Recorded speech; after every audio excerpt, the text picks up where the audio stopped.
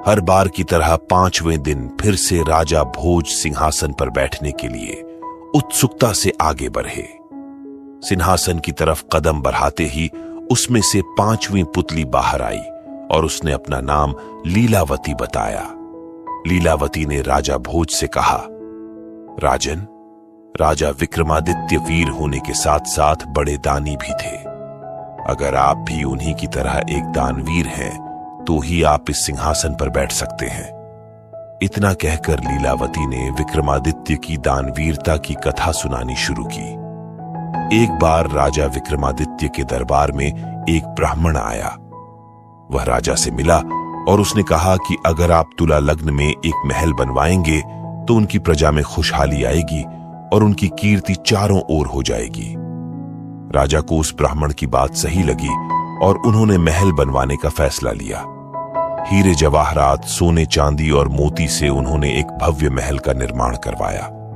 महल तैयार होने के बाद राजा का पूरा परिवार, उनके रिश्तेदार और प्रजा उस महल को देखने के लिए आई।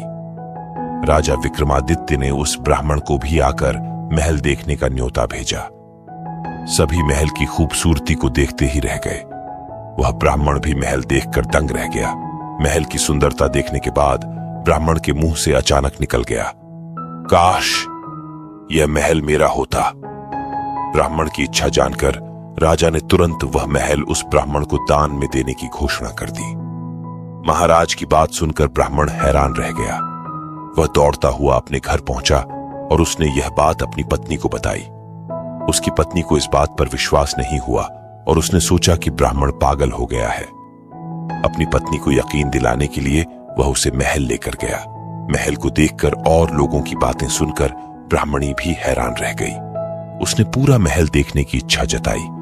पत्नी की इच्छा को पूरा करने के लिए ब्राह्मण उसे महल दिखाने लगा। महल इतना बड़ा था कि देखते ही देखते रात हो गई और वो दोनों बहुत थक गए। थकान की वजह से दोनों महल के ही एक कमरे में सो गए। आधी रात को कुछ आवाजें आने लगीं तो उन दोनों की नींद खुल गई। महल में भीनी भीनी खुशबू आ रही थी और ठंडी हवा चल रही थी। उसी समय उनका पूरा कमरा रोशनी से भर गया और फिर उन्होंने एक महिला की आवाज सुनी। उनकी आवाज सुनकर दोनों को ऐसा लगा जैसे मां लक्ष्मी धरती पर आ गई हो। उन्हें बार बार एक ही आवाज सुनाई दे रही थी, मैं तुम्हारी इच्छा पूरी करने आई हूं, तुम मुझसे कुछ भी मांग सकते हो। यह आवाज सुनकर वो दोनों डर गए।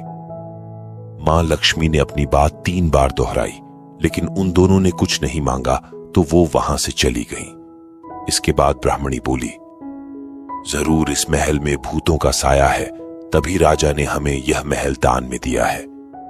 तुम कल ही जाकर उनसे कहो कि हमें यह महल नहीं चाहिए। हम अपनी कुटिया में ही ठीक हैं। वहां कम से कम हम चैन से सो तो पाते थे। ब्राह्मण को अपनी पत्नी की बात बिल्कुल सही लगी और किसी तरह महल में रात काटकर दोनों सुबह वापस अपनी कुटिया में चले गए। हाथ मुंह धोकर ब्राह्मण तुरंत राजा विक्रमादित्य के पास पहुंचा और कहा कि महल वापस ले लीजिए, हम इतने भव्य महल में नहीं रह सकते। इस पर राजा ने कहा, हे ब्राह्मण देव, वो महल मैंने आपको दान में दिया है, उसे मैं वापस कैसे ले सकता हूं। ब्राह्मण ने राजा की एक बात नहीं सुनी और बार बार उनसे महल वापस लेने को कहने लगा। ब्राह्मण की जिद को देखते हुए राजा विक्रमादित्य ने कहा कि वह उस महल को उनसे वापस नहीं लेंगे, लेकिन खरीद सकते हैं। ब्राह्मण ने राजा की बात मान ली। विक्रमादित्य ने महल का उचित मूल्य देकर ब्राह्मण से वह महल खरीद लिया और अपने पूरे परिवार के साथ नए महल में रहने आ गए। एक रात जब राजा विक्रमादित्य महल में सो रहे थे तो दोबारा मां लक्ष्मी वहां आई। उन्होंने कहा, राजन, तुम्हें जो चाहिए मुझसे मांग लो, मैं तुम्हारी हर इच्छा पूरी कर सकती हूं। इस पर राजा ने कहा, मां, आपके आशीर्वाद से मेरे पास सब कुछ है, मुझे अपने लिए कुछ नहीं चाहिए। हां, अगर आप कुछ देना ही चाहती हैं तो मेरी पूरी प्रजा पर धन की वर्षा कर दीजिए। ऐसा होने पर मेरी पूरी प्रजा संपन्न हो जाएगी। राजा की इच्छा जानकर मां लक्ष्मी ने पूरी रात राज्य पर धन की वर्षा कर दी। सुबह उठकर जब लोगों ने इतना धन देखा तो वो सारा धन राजा विक्रमादित्य को सौंपने के लिए महल आ गए। राजा ने प्रजा के इस प्यार को देखकर उन्हें बताया कि यह सारा धन उनकी प्रजा के लिए ही है।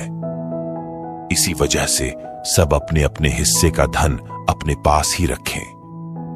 उनकी बात सुनते ही पूरी जनता प्रसन्न हो गई और राजा की जय जयकार करने लगे।